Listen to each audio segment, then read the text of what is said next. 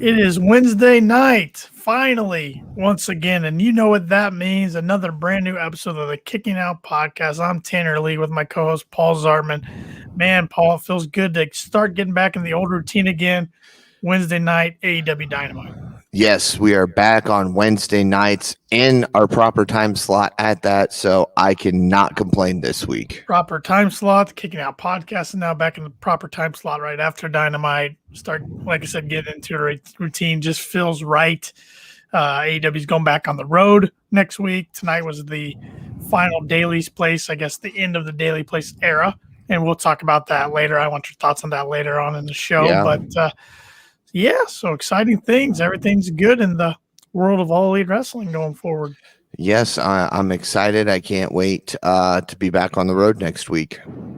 Yep, the time has come, and I think everybody's ready. Fans, talent, everybody backstage. Let's get it rocking and rolling. But we have an exciting show to cover tonight that just wrapped up. Yeah. Before we get started, I got to say the one thing that I don't think we're going to see as much of anymore is Fuego del Sol in the arenas. Well, looks like and he may not be at as many shows going forward. It will be interesting because Tony Khan hinted at signing some talent for Elevation when it goes on the road, and Dark. So we'll see. I don't know. He's one that I think's on the fence. He's a fan favorite, but I don't think he's won over the big guys yet.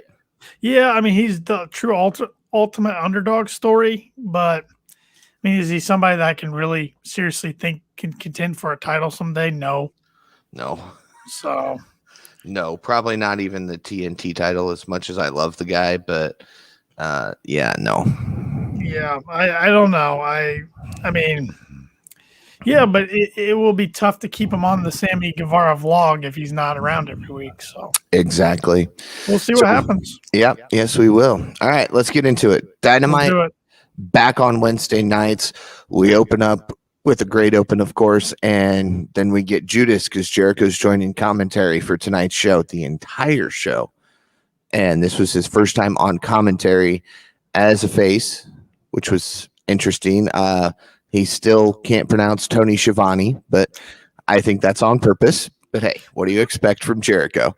I enjoy when Jericho joins the commentary booth. He brings a lot of entertainment and expertise to it. Yeah, I really enjoy when he joins it. And that was a good point, Paul. I didn't even think about that. That was his first time appearing on commentary as a babyface instead of a heel. So good point there. Yep. And we open the show as usual with a tag match with Eddie Kingston and Penta El Zero Miedo versus the Young Bucks.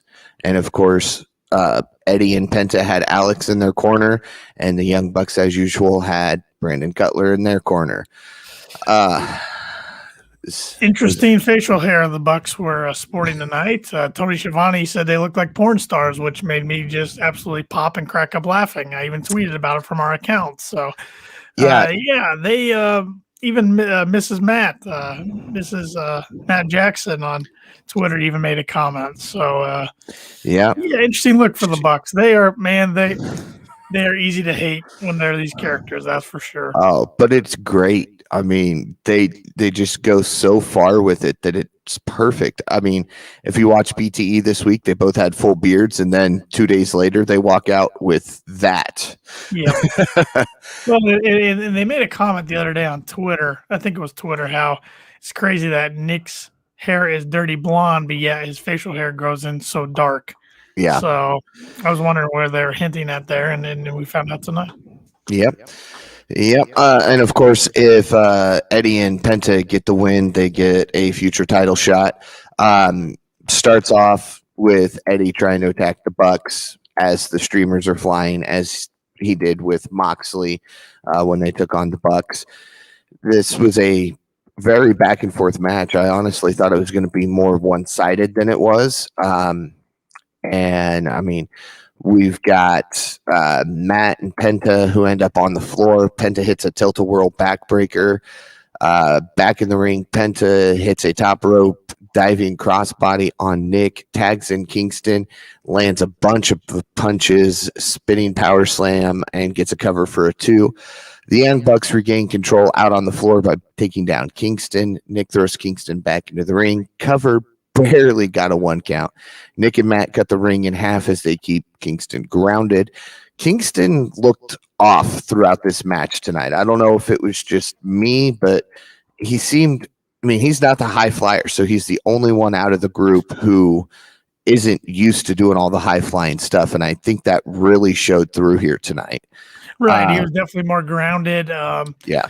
That top rope spot that he took the back body drop, or the suplex, I should say, off the top rope, that really looked to rattle his back. That didn't look like a work. That looked like a shoot.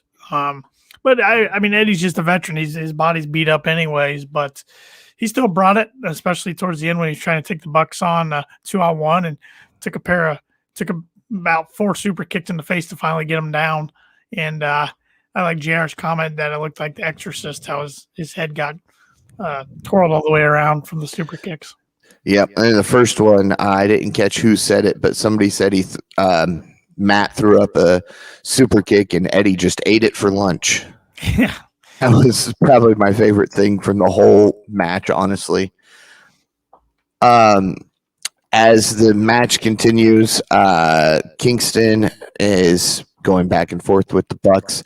Kingston reverses more bang for your buck, then goes up to the second rope, throws a bunch of headbutts to Nick Jackson. He heads to the top rope, hits a superplex on Nick, as you were talking about a little bit earlier. Penta gets the hot tag and kicks away at the Young Bucks, nails a swinging DDT on Matt, sling blade on Nick, then a corkscrew code red for a close 3. And I mean, that was the closest 3 count I have seen in history. I thought it was a botch at first, that they accidentally counted 3 and didn't mean to. Yeah, because, I mean, his hand hit for that 3, and then it looked like Matt kicked out of it. The crowd was chanting, that was 3. I think Twitter was chanting along with that, but it didn't shake Penta. He went for the fear factor, got reversed into a catapult, into a kick. Nick with a springboard hurricanrana. Penta hits a backstabber on Nick for a cover, and Matt breaks it up.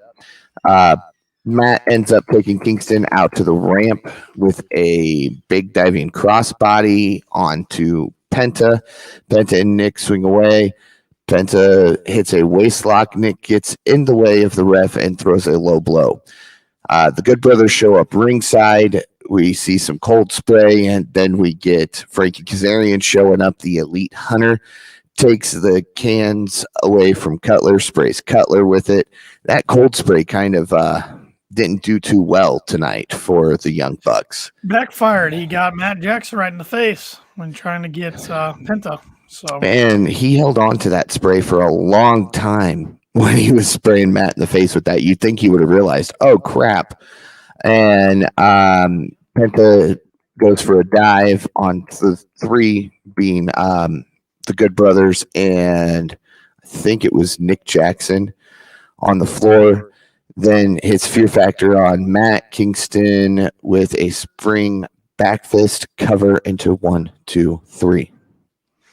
Yeah, I was a little surprised by the outcome, to be quite honest. I think the right guys got over. That definitely sets up next week's match at Road Rager in Miami for the tag titles. I was just surprised. I thought they'd have the Bucks win, but glad I was wrong. I agree. I completely felt that this was going to go to the Bucks. I told you, I said, I like Eddie, I like Penta, but the Bucks are going to win this, and I was glad to be wrong. After the match, we get a backstage segment with Christian Cage and Jungle Boy, where Christian tells him he's proud of him. He took Kenny to the brink. He believes Jungle Boy will be a champion someday. Christian tells Jungle Boy to go out and get his 50th win. Luchasaurus and Marco Stunt show up. Luchasaurus was doing some weird growl thing to start. Sound like a dinosaur, I guess. Yeah. I don't know. Luchasaurus thanks Christian for having Jungle Boy's back while he was gone. Going forward, since dinosaurs are loyal, he'll have Christian's back. And then Christian jokes about having some dinosaur genes on his mother's side. Let's just give a moment to give Jungle Boy Jack Perry, as I want to call him, just a round of applause. Yes, absolutely. Jungle Boy. That's all I want to say from the social media post. Go check out his social media. That's I'm just giving him a round of applause. Are we talking about his upcoming match or Saturday's post? Saturday's post, his personal life. So that's why I'm giving him a standing O. I'm gonna give him an ovation. Yeah. Way to go, Jack. That was something I was not expecting when I saw that. I sent that to you. Yep. If you don't know what we're talking about, go look up Jungle Boy on Twitter. You'll find it. You'll know what we're talking about the moment you see it. Instagram both, I believe. Yep.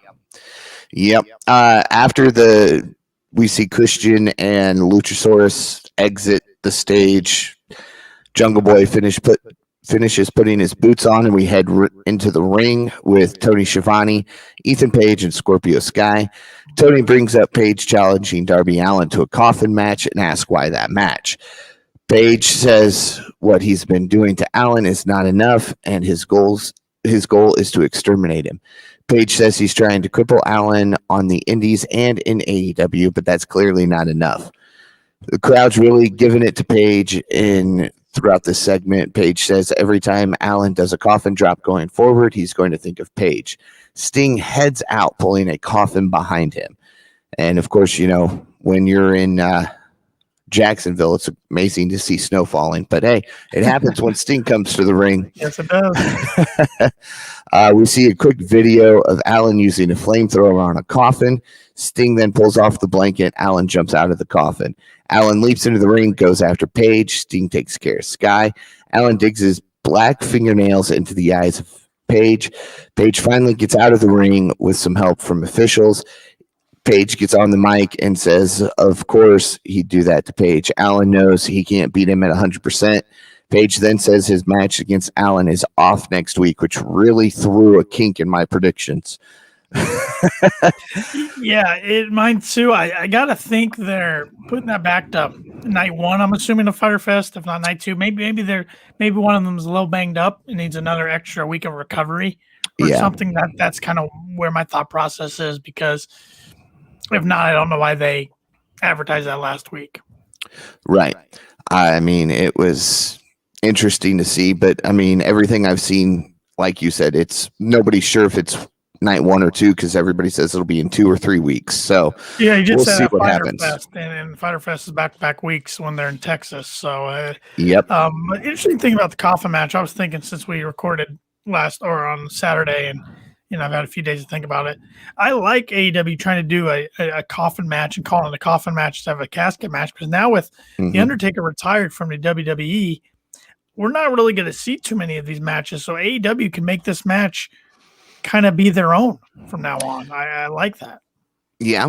I kind of like that idea. I mean, it's been years since we really saw a good casket match out of Taker anyway. Right. So, I mean, we might have a whole new generation who doesn't know anything about casket matches now. Yeah, and I assume it'll be the same rules, just like the coffin match or the casket matches. Already. But I like that AEW can take a concept and twist it their own, just like they did Blood and Guts. I mean, it's really War Games, but they made it into their own match. So. Yeah. We finally get Jack Evans versus Jungle Boy. You tweeted out from our Twitter account that I was excited for this match. I was, because I'm a TH2 fan. I know TH2 are your boys. So, yeah. But I had to go with Jungle Boy from the start for this one. I wanted to see him be the first person to get that 50th win in AEW. Yeah, that was a stat that really surprised me tonight when they threw that out. I wouldn't have guessed he was even that close to 50 wins, I guess. But right. But I think you can be in agreement with me here. Before this match wasn't really in doubt. I think we both knew who was going to win. Oh, yeah. But it still was a fun match, fun little match. Yeah, I mean, you can't make the announcement of, if you win tonight, you're the first person to get 50 wins and then go out and lose. And we have the guy last week who had a hell of a match against the AEW World Champion Kenny Omega, and then Jack Evans, who not his fault, but it's not on Dynamite too much. Right. We had the quick announcement that there's going to be 3 shows in Chicago, September 1st for Dynamite, 3rd for Rampage, and the 5th for All Out. Yep. So, a great building, one of the most popular wrestling buildings in the United States. So. Yep. And of course, the EVPs have their face on a plaque on this building. So they do. It's about time they get back into it after missing a whole year. Jericho's on the at least when they have the 3 event graphic, Jericho's on the graphic for All Out. So, yep, and Christian was on for Rampage, so I'm interested to see what they're going to do here. Kenny for Dynamite, if I'm not mistaken. Let me see here real quick. I'll tell you. Not that it makes that much difference, but yeah, but it's cool to see. No, Darby. Okay. So yeah, there we go. So we get into the Jungle Boy Jack Evans match. Evans with a shot to the ribs. Jungle Boy is able to leap up to the top rope with an arm drag and a kip up. Jungle Boy is able to gain control of the match and eventually lock in the snare trap for the tap out, and the 50 wins. Yeah, I mean that's his go-to anymore is the snare trap. Yeah, not very many people have kicked out of that. No, or I mean, he gets people to submit to it. Yeah, I can't even remember what Jungle Boy's normal finish is. I don't know. I'd have to go back and watch some of his older matches. Yeah, but really, the main story was post-match of this match. Yep, post-match, the Hardy family office and Jurassic Express hit the ring. Eventually, Hardy and Christian battled in the center of the ring. Christian hits the kill switch on Hardy, then chokes him with his own jacket. Jack Evans gets back into the ring to pull Christian away from Hardy. And, yeah, I'm thinking we're going to get this match at Fight for the Fallen in Charlotte. Matt Hardy's a Carolina boy. I think that makes a lot of sense. That's just my guess. I don't know, but I definitely can't see. I mean, maybe they do have a match at All Out, but it might be like a second or third match or something, like a rubber match, like he did with Sammy during 2020, because I can't see them waiting clear up until September to pull the trigger on one match. Yeah, that'd be a long wait. Yeah. So we'll see what happens. All right, four special Dynamites coming up starting next week, so you got to have some big time matches sprinkled in there somewhere. Backstage, MJF says he has outclassed and dethroned Jericho over the past couple of months. He feels like Jericho is smart enough to know when he's been bested and decided to step away. MJF says instead Jericho has doubled down and decided to make a joke out of MJF. MJF says Jericho is actually the joke. He once was the best, but he has now stooped so low with his recent actions. MJF says next week he will give Jericho the stipulations he has to go through to get a shot at MJF. If they do have a match and Jericho loses, he has to leave MJF alone forever. MJF switches gears to Guevara and says he's going to embarrass him tonight. Do you think we're going to see the same type of stipulations that he put in place for Cody? Not the same ones, but there will be 2 or 3 that loop or hoops that he's got to jump through. Yeah. But I loved when all those stipulations that Cody had to go through. That was fantastic. That was some of my favorite things they've ever done on Dynamite. That was really some of the last things we saw before the pandemic.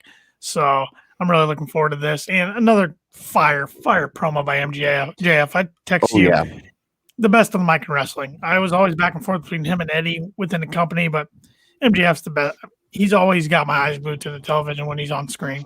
Exactly. MJF is not a guy you look away from if he's got a microphone in his hand. So nope. Even in the ring. I mean, I know everybody hates him, but he is the top heel, in my opinion. He is, well, you can argue Roman Reigns. Roman Reigns is a pretty good heel too. But point being, I haven't seen Roman as a heel, so I can't tell you. I don't watch much. I just see highlights and stuff on social media. But I know Roman's a very talented performer and does good work. But MJF, man, he just I'm all about it. Yeah. Up next, we get Alex Abrahantes, who talks with Andrade about his announcement. Andrade says he was ready last week, but Matt Sydal interrupted him. Andrade says, how about he and Matt face off in the ring next week in Miami? Now, of course, Andrade didn't call him Matt Sydal. He called him Matt That's something. something. Because he was calling him Matt S on Twitter today. So, Yeah. Were you a fan of the subtitles, even when he was speaking English? I'm kind of torn on him. I think it does help because, I mean, Andrade is trying his hardest to learn English. So that extra little bit of help, I think, is beneficial for him. It's going to help the fans get behind him a little better versus having to go through Alex to do all of his communication. As long as they don't, give him a 5-minute promo with subtitles on, I think we're good. Yeah, and the reason I didn't mind the subtitles, even though I could understand his English, is he does flip from English to Spanish real quick without much of a hesitation. So that's why I don't mind the subtitles. Yep, and that kind of shows you where he's at with his English because you see the words he does know, and then you get to see what he doesn't know yet. I think he'll get a mouthpiece here soon in the next few weeks that takes care of a lot of English for him. Maybe because I saw some interesting rumors about said mouthpiece. So we'll see what happens. They weren't going to do that tonight. No, I didn't think it was tonight. I think that's coming. I think a lot of the internet was thinking it was going to be tonight. It was going to be a surprise, but they'll do it at one of the bigger events. I think the earliest would be next week. So yes, at the earliest. Yeah. Yep. They come out, make their announcement. Let Matt get to the ring and then come out and make their announcement. So we'll see. Vicky does not need to be with them. No, we cannot. I love Vicky. She's a great person. She's a little annoying sometimes, but that's her character. But she's already with Nyla, and she's not doing anything for Nyla right now because they've switched her gears to this Andrade position. Right. So they've got to resolve that pretty quickly. It was a good way, I guess, to introduce him into the company, but he put somebody else with him. Yes. Next, we head to the ring. Tony Schiavone is once again in the ring. I think he's the only person from commentary to step foot in that ring sometimes. We never see JR, or I don't recall Excalibur. Yeah. No. If JR does any interviews, they were previously earlier in the day where he had to sit down somewhere backstage. But Tony introduces AEW World Champion Kenny Omega. Omega makes up a story about Tony asking him how he stays motivated each day. Omega says he woke up today feeling like a king. My favorite part was Tony going, I didn't ask you anything like that. All I could think when he said he woke up and feels like a king was Ricky Bobby on Talladega Nights. I wake up in the morning, I piss excellence. That's all I could think of when he said that. Oh, and of course, we got to mention Kenny's new facial hair too. I actually didn't think that looked too bad. I thought, it was just different, but it was different. It took me by surprise. Yeah. It looked good on Kenny though. I got to give him that. The elite with their facial hair. Facial hair is all elite this week, I guess. Yeah. Of course, some of the, oh my, Kenny's so dreamy women have now said, what is up with Kenny? But hey, we'll see what happens. Kenny goes on to talk about he has beat the toughest guy in AEW, the greatest high flyer in AEW, the greatest athlete, the top merch seller, and the young up-and-comer. Omega says with no one left, he's going to take some time off, but he has plenty of titles to defend elsewhere, which I thought we were going to get maybe something else from that other company that they're supposedly partnering with. Didn't even come out with the other belts tonight, which I thought that was interesting. Yeah, I know. Of course, Twitter's blowing up about him again, only coming out with one belt since he is the AEW World Champion and he was on AEW. Makes sense to me, but I understand. No, I get it. If fans of Impact and fans of AAA, they're frustrated that he has their title. Yep. At least you can do is wear it when you're on a different promotion. I get it. Yep. And of course, as Omega's taking in the fact that he's going to take time off, Dark Order's music hits, which was weird because it didn't start with Join the Dark Order. It just went straight to the music, which kind of threw me off there for a second. Evil Uno walks out, of course, with all of Dark Order. Evil Uno in a suit, which looks great. I love when Uno is in a suit. I text you that. Yes. It gives his character a whole different feel. and I absolutely love when he puts on the suit. He feels like the leader of the group again. Yes, kind of getting back to where we were before Mr. Brody Lee. Mm-hmm. Uno on the mic says if he heard Omega right about not having any other challengers, and Omega laughs and wonders if he means 5. He tells them to bounce since none of them are even close to being ranked high enough to face him. My favorite part, 5 wouldn't even last 2 minutes with me. But yet 5 took on Kenny once, and it took over 6 minutes for Kenny to beat him. That's exactly why it was said, and it was like only the diehards picked that up. Yep. Uno says that might be true, but Omega does know someone who does.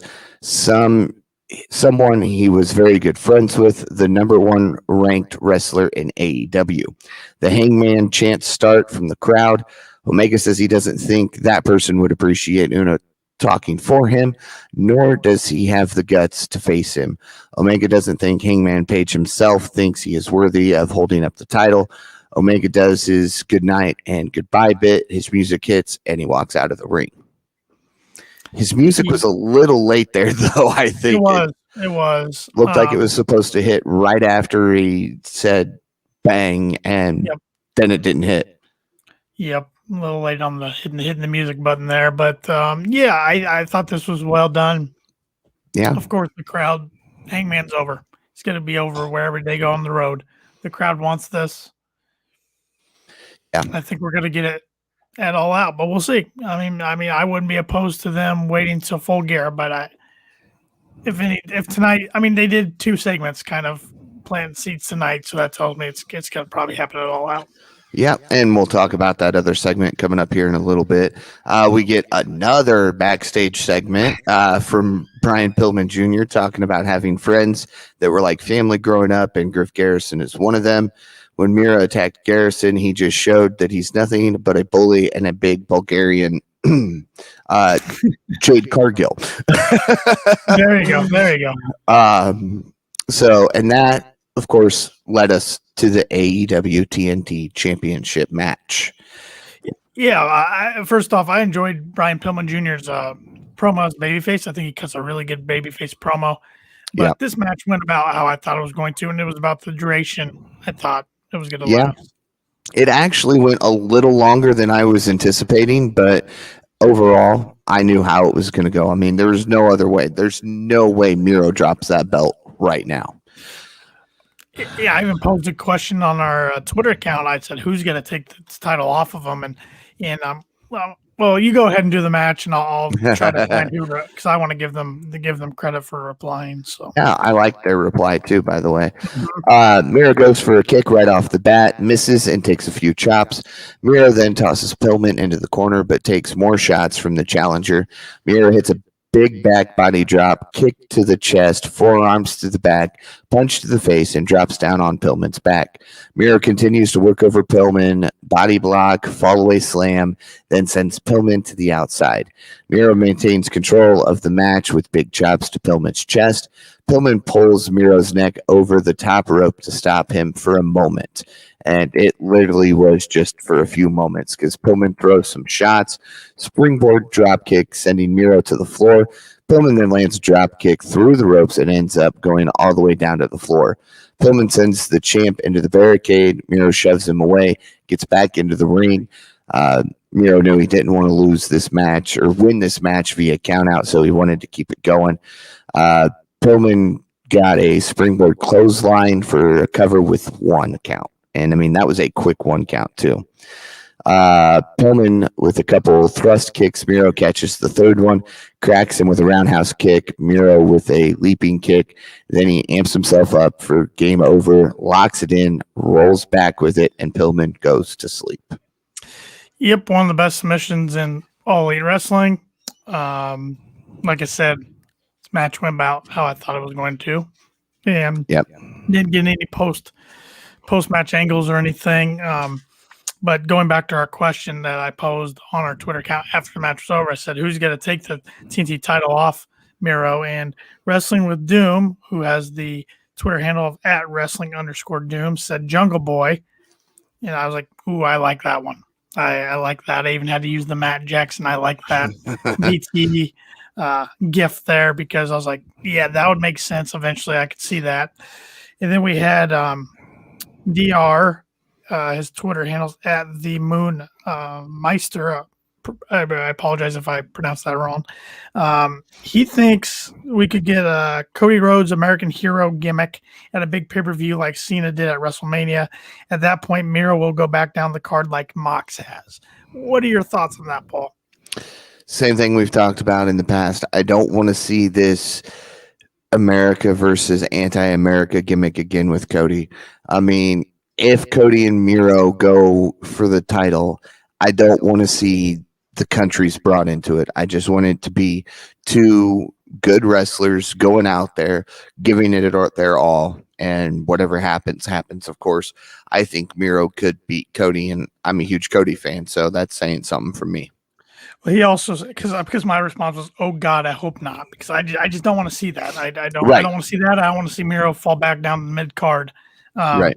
And he said all roads sort of lead back to the EVPs. To be honest, I thought Cody would be back in the world title picture now and start a story about getting back his ability to challenge for the world title. But I think with the issues between him and the other EVPs, it'll wait till Omega loses.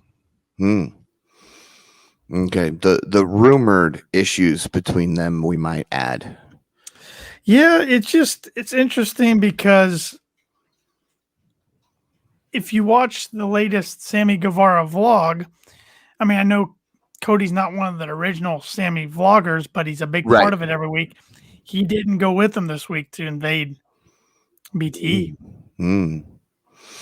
I haven't seen this week's Sammy vlog yet, so I'll have to watch that. Sorry. Oh, no. Don't worry. I set out to watch it yesterday and then got distracted by work and never made it back to it. But it's just, I mean, yeah, they are rumored. I guess everybody says, they're going to give the politically right answers that everything's fine on the surface. But it's been so long since we've seen Cody with either Kenny and or the Bucks do anything, even photo shoots or anything. So I got to think something is there, but we might never know what exactly happened or is happening. Well, I honestly think it's probably got something to do with the fact that Cody landed a TV deal. It looks that like reality show. I mean, he's getting coverage from People Magazine a ton right now for him and Brandy having their new baby girl and everything, and he's turned into the face of the company pretty fast. Right. That could be part of it. But also, why we're on the Cody topic really quick, this is 2 weeks in a row we haven't got Cody on TV at all. He cut a promo last week. I'm not interested in this strap match next week. They haven't done anything to build my interest for it. No. Cody was there pre-show tonight, gave one of his speeches, kind of like he did to kick off the Daily's Place venue. Yeah. There wasn't very good audio for it, so I couldn't quite make out everything he was saying because, the fans are cheering and he's still talking. So it got washed away pretty quickly, but at least he did show up.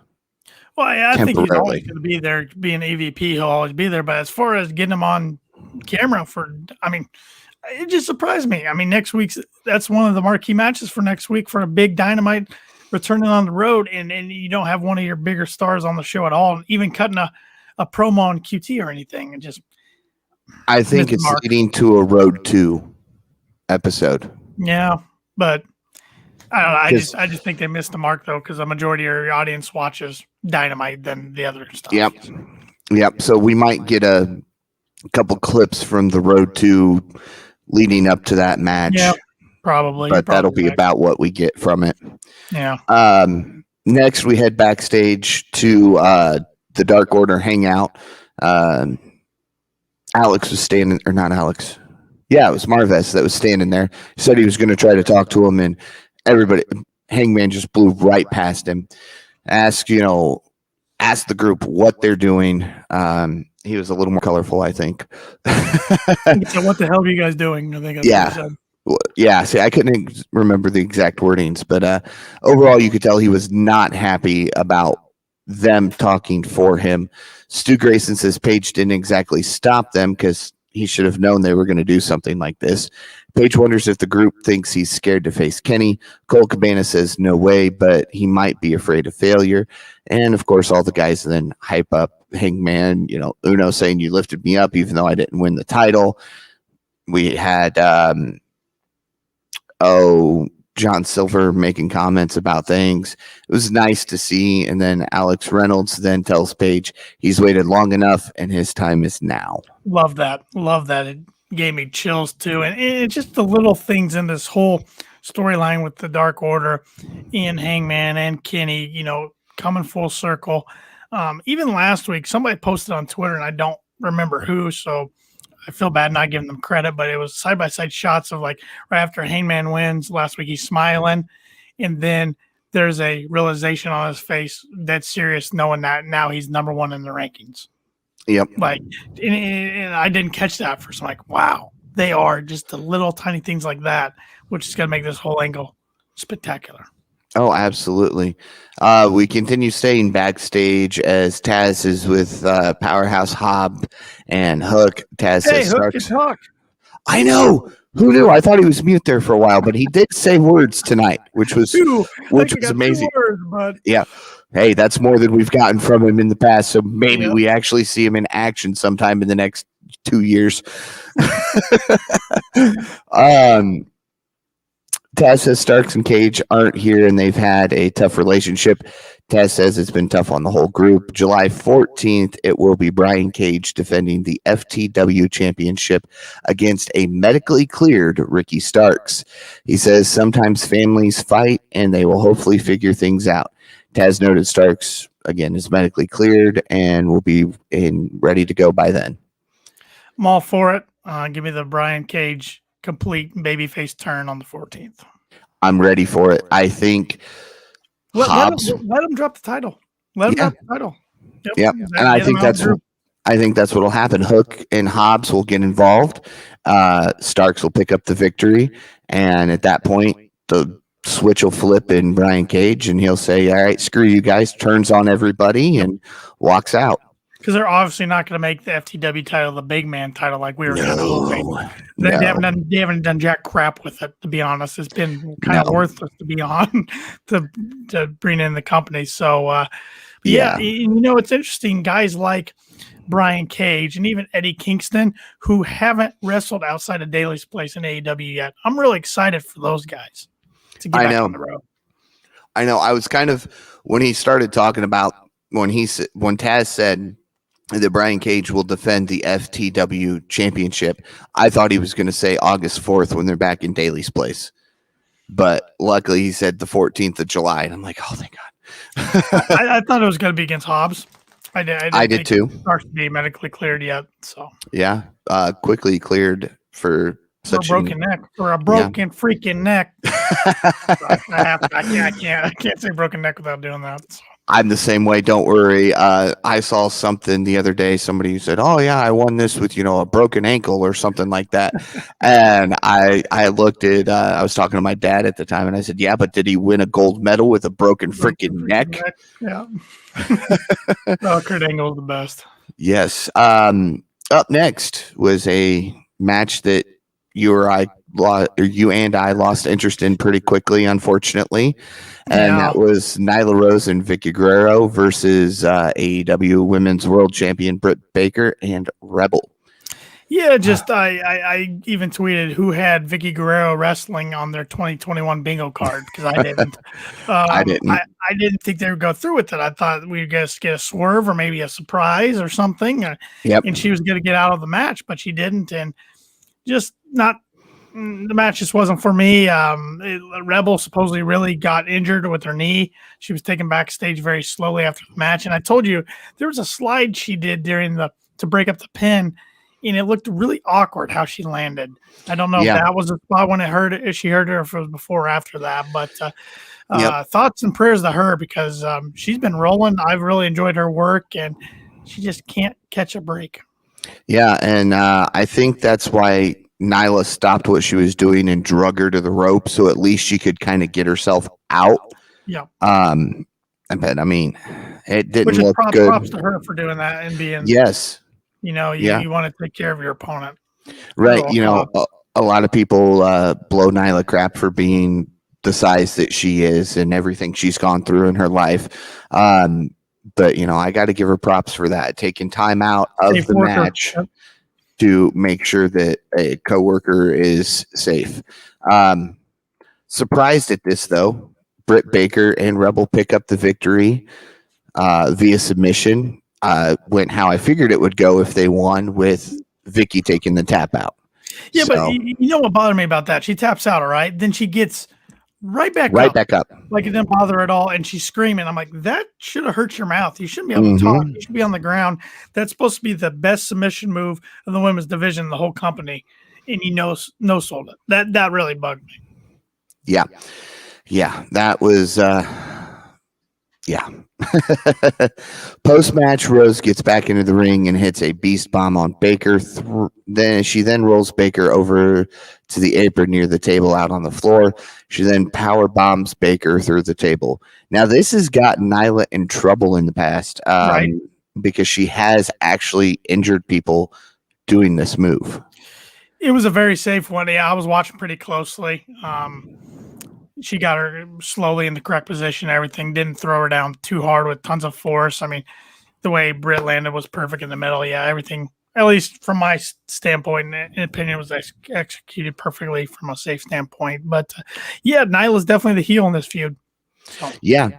Which you text me. So Britt's babyface now, and I said no. I still think she's. Feud, I guess. I still think she's that Stone Cold Steve Austin 316 type of, not a good guy, not a bad guy. Yeah. She's got to get cheered wherever she goes. The crowd loves her. Yep, absolutely. They love her dead boyfriend too, but we won't go into that. Then we get a preview of next week's card, where we'll see QT Marshall versus Cody Rhodes in that South Beach strap match. MJF to announce the stipulations for Chris Jericho to go through to have a match with him. And if they lose, Jericho must leave him alone forever. I was kind of thinking it was going to be, if we have this match and I beat you, you have to leave AEW. Or you can't. Yeah, you can't wrestle anymore. Yeah. Something, you have to leave me alone is kind of weak. That's something you say to a bully. Look, I'll take you on, but if I beat you, you've got to leave me alone. I'm telling my mom. Yeah. No, he's going to go tell Rosie O'Donnell. He's not going to tell mommy. Yeah, he's going to go sing. Got to go sing again. Yep. We'll see Andrade versus Matt Sydal. And again, I'm not attempting to say the rest of Andrade's name. El Igolo. There you go. See, Tanner's got us covered. I gotcha. Just announced, and this was interesting the way that they announced this. The general manager of AEW. I just thought he was the owner. I mean, I think the owner and president is usually how he's announced on like the radio and stuff. So yeah, but to call him the general manager, the GM has just announced the Young Bucks will take on the challengers of Penta El Zero Miedo and Eddie Kingston for the AEW World Tag Team Championships. Yep. Too quick again. That is my one downfall on this. Yeah, it didn't surprise me after tonight's result. But no, but I figured, at least. Well, maybe, like I said, maybe they had that coffin match in line. You got to replace it with something. Makes sense. Have a big match. There you go. Yeah, there you go. That makes sense. We'll see a 6-man tag match with Inner Circle, Jake Hager, Santana, and Ortiz. Joining them will be Conan. Hey, dog. Taking on Pinnacles, FTR, and Wardlow with Tully Blanchard. Thoughts on this? Thoughts on the promo from Santana, Ortiz, and Hager? How about that? Hager makes me laugh. I don't mind the guy. I think he's very physically talented, but his mic skills are just horrific. I liked what Proud and Powerful brought. I couldn't understand a lot of Santana's because he spoke Spanish, but no, I mean, it was passionate. They want to get down and dirty and fight. I like that. I got my thoughts on the match, but I mean, do you want to go ahead and do our confident picks real quick since we just kind of went over the card? Well, we've got one more match yet. The first ever mixed tag team match as we see Chris Statlander and Orange Cassidy take on the Bunny and the Blade. So there's our 5 matches. There's our 5 matches. Let's do this. Let's put it. So Paul is putting his KOP predictions title on the line next week at Road Rangers. So we're going to predict the 5 matches, and we're going to pick our most confident will be our 5-pointer. The least confident will be our 1-pointer. So, you name the matches, and I'll pick them. All right, let's start at the top with Cody and QT and that strap match. Yep, like I said earlier, I'm not really looking forward to this match. I just think there's been a lackluster build the last few weeks. I know a lot of the seeds were planted for this a long time ago. I think Cody gets the win, but I'm only putting 2 confident points on it. Okay. I'm going Cody, but I went with 1 confidence point. All right. How about Andrade versus Matt Sydal? I think we're going to agree on this one. Andrade for 5. Yep. As soon as they announced that, I went, well, there's my most confident pick. I mean, in my opinion, in the company, there's only like 4 or 5 guys who should be able to beat him. That's how good he is. Yes. And Matt Sydal, great for Matt Sydal to be in this position. I'm glad he's getting some Dynamite time and some big spots, but he's not beating Andrade's debut. Nope. Right. Nope. Young Bucks versus Eddie and Penta for the tag team titles. I don't think the titles changed hands here, but I'm only putting 1 point on the Bucks to retain. Okay, see, I went with the Bucks for 4. All right. So I'm gonna have to root for a title change, I think. I don't know, because there's two pretty big matches left on the card. The 6-man Inner Circle Pinnacle. Excuse me. Well, the Inner Circle got the upper hand at Stadium Stampede. Hager got the upper hand in the Octagon against Wardlow. Time for the Pinnacle to get one back. I got FTR and Wardlow for 3 points. I've got FTR and Wardlow for 2 points. Okay. So this is going to come down to confidence points at this point. Yes, it does. Because we've only got 1 match left. Yep. Orange Cassidy and Chris Statlander versus Buddy and Blade. You know, great for Blade to be put in this position, and Bunny as well, but they haven't been built like Orange Cassidy and Statlander have been. So I'm taking OC and Statlander for 4 points. I took OC and Statlander for 3. So we didn't differ on any of the actual results, but we did on points. So yeah, we'll see what happens. I'll still be champ. I got a feeling you probably will. And then I'm going to have to talk you into, we'll probably have to wait till All Out. I don't know. We'll have to see if any of the cards are Boehner cards or not. So yeah, well, they hyped this one up to be such a big thing that I thought we were going to see a lot more than we're getting. So I was very confident in defending it and what would feel like a pay-per-view style Dynamite. But right, at least we're getting 5 matches. But yeah, I mean, I think we're going to get some great shows coming up. The rest of summer is going to be AEW hot and heavy. But yeah, maybe if I win next week, my next title defense will be Fyter Fest nights 1 and 2. Oh. So okay, I'll that would get us closer to that would get us also, if they stay with 5 matches, I'd get us that 10 that we're more confident working with. That's true. So finally, time for the main event of the night, the much anticipated MJF versus Sammy Guevara in a 1-on-1 match, which was a very interesting match. A lot of back and forth action. I knew we'd see some good things from both of these two. Saw a lot better things than I was anticipating. I was hooked throughout this whole match. I mean, we got double springboard cutters, we got jackknives, we got 2 counts, we got 1 counts, back and forth throughout the whole thing. You know it's good when the crowd in the main event is chanting, "This is awesome." That's Yeah, always a benefit. Sammy Guevara matches always have me on the edge of my couch, and like I mentioned earlier, when MGF's on my screen, my eyeballs are right there. So I was really looking forward to this match all night. It was in the main event slot, like it should be. That Sammy spot when he went from the top rope, did the flip into over the barricade on the MGF. It's just holy crap, Yeah. unbelievable! So much could have gone wrong there. His I know. 630 at the end was beautiful. In the end, well, I'll let you wrap it up. Okay. So one of my favorite, apart from that move, was Guevara looks for a springboard. MJF hits a Liger bomb, reversal for a 2 count.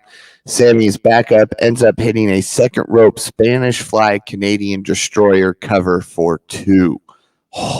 That thing was beautiful. Oh man, we had double stomps back and forth. We had drop kicks. We had chairs. Of course, the chair didn't turn out too well for MJF.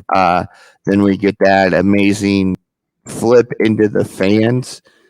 I think Sammy's trying to compete with Darby Allin and Ray Phoenix on who can do the craziest stunt. Ray's been on the sidelines for quite a while now. Just wait till he comes back. He's got to do something stupid. He's going to end up in like row 10 from a running suicide. Yeah, I wouldn't put it past him. I wouldn't put it past him. Yeah. So then MJF pulling off that second rope pile driver. A move that, I know, a move that a lot of people are saying that wrestling needs to get away from. And then MJF they had for a while. It's starting to come back all of a sudden. Yeah, MJF hit that beautifully. Of course, he tweaked his knee. Sammy looked to capitalize off of that. Didn't go too well. MJF got his foot on the ropes because Sammy got too greedy in that pin. I thought he had it right there, and his foot just dropped right onto the rope. I was like, that's that. The crowd was pretty much all on their feet at this point into the match. Sean Spears is heading to the ring, so Jericho goes to cut him off, but Wardlow sneak attacks Jericho, beats up Jericho near the crowd up on a ramp just above ringside. Wardlow gets the ref's attention and throws Jericho down to the floor. That actually looked like it hurt. I was surprised. Yeah, a little tumble there. Yeah. I love the storytelling in this whole match. I thought everything was perfect, even the result, how it happened. I have no problem. I told you I want Sammy to win, but I don't think he's going to. So MJF goes over, but he goes over dirty. Perfect. Yep. Spears gets a chair, whacks Sammy with the chair. Sammy gets his hands up to partially block the headshot. Not all the way, though, but nobody's taking a chair shot from Spears like Cody did. That's for sure. Never will again. AEW does a good job with like Wardlow last week, throwing their hands up. They're letting the chairs hit them, but it's more their hands taking the blow. That's how you need to do it. Because I wouldn't watch that chair shot again last year from Fighter Fest or Fight for the Fallen. I think it was, I don't know which one. I think it was Fighter Fest. My God, that was nasty. Yeah, I still think that truly knocked Cody out for a couple seconds. Yeah, because the lip hit him in the back of the head. I mean, that was not supposed to happen like that. And now you can do Spears against Sammy again going forward. So that was, that'll always be a good match. Those two are very equally matched. Let's break the rules a little bit and make it a chair match. Yeah, I could see that happening. So a lot of ways they can go with that, but a great main event in the Daily's Place era of Dynamite.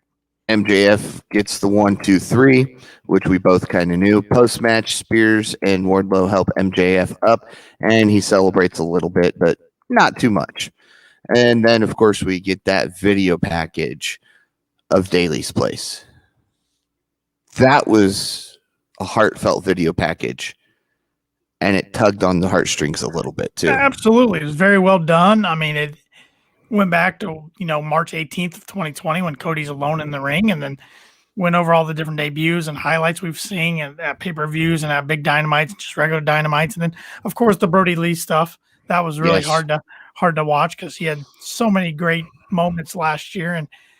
And I mean, he's missed every day and every week by not only wrestling fans, but just people all over the globe, and of course his friends and family. And I mean, I guess Paul, when you look back years from now at the Daily's Place era, and hopefully we never have to go through something like this again, what are some of the moments you're going to remember about that during?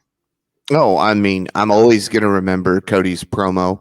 That was one of the best promos. I often compare it to almost as good as Dusty's Hard Times promo Yeah, because it was that heartfelt along the same emotional level as that promo. All the Brody Lee stuff.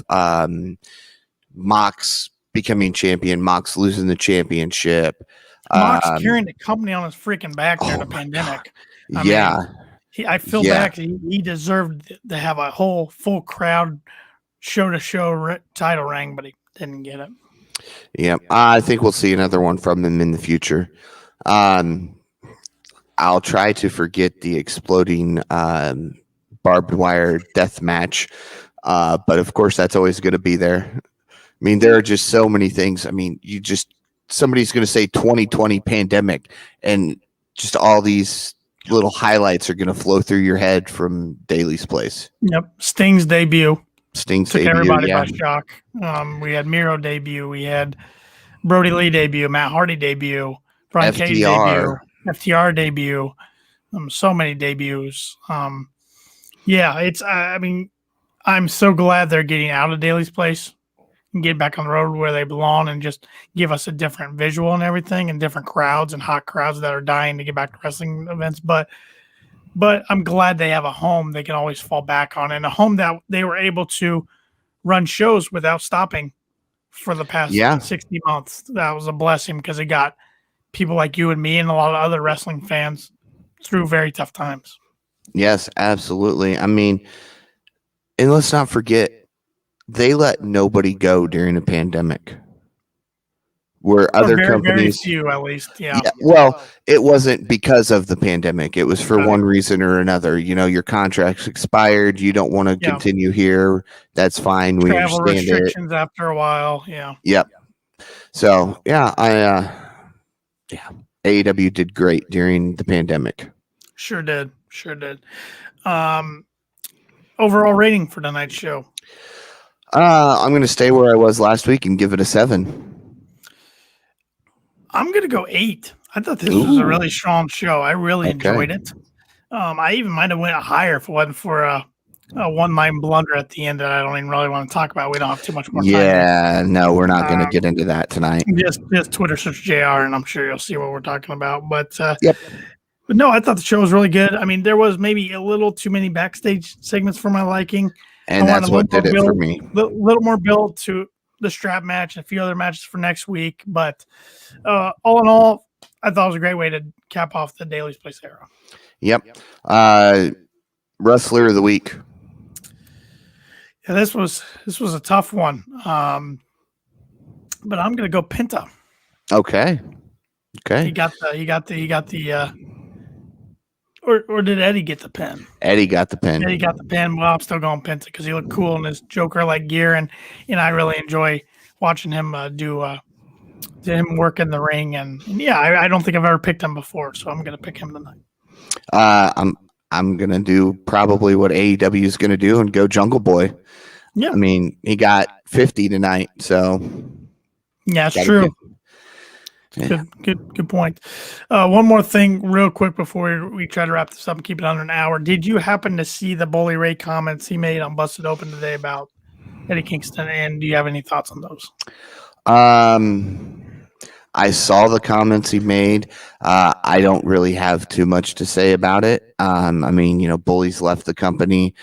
Of course, he does come back. He is one of the respected legends, but kind of what Eddie meant is they're not going to put him in a match where they're going to get beat by some young guy. They're respecting him in the fact that maybe they don't want to get back into the ring. They just want to go out there and help get that younger talent over without having to wrestle them. Yeah. And I've said that since, Jake showed up and Arn Anderson showed up. I said, it's nice that AEW's getting legends over without them being in the ring. Yeah, it was interesting because I agree with a lot of what Eddie said, but at the same time, I understand where Bully's coming from, saying, hey, guys like Cody Rhodes, Chris Jericho, guys who have been in that company, they can take shots. They can take the sledgehammer to the throne, and Jericho can call WWE out, but Eddie's never worked there. So yeah, but and at the same time, he never said WWE. You're right. He said the other channel. Yeah. Which, let's not forget, ROH is on stuff. New Japan has their own channel now. Impact. Yeah. So. No, you're right, but I think we all know what he was talking about. Yeah. It was interesting because I don't think he got the crowd reaction he was expecting last week either. Nobody really popped for that big. They're kind of like, I think they were confused about what he was doing. So I think AEW, and I like the little shots on BT and everything and once in a while, but they're getting to the point I don't think they have to take too many shots. Just do your own thing. Worry about yourself. Yeah. And I think we'll see that in the ratings start to show up more and more. Well, I'm interested to see the rating tomorrow for the show. I think it went up Saturday. That was the best rating they've had since they went away from Wednesdays, and I think the rating will be even higher tonight, and it's going to continue to climb the next few weeks. I think they're going to be on a good trend going forward. Yep. I mean, let's not forget they made it to 1 million in a pandemic, so we'll see what they can do. Yep. Excited for Road Rager next week, and we'll be back next Wednesday night to cover it all. And we'll see which one of us is champion at the end of the night. Hopefully the belt's coming back home where it belongs. It's staying with me. All right. For Tanner Lee, I'm Paul Zartman. Join us again next week as we kick out yet another podcast.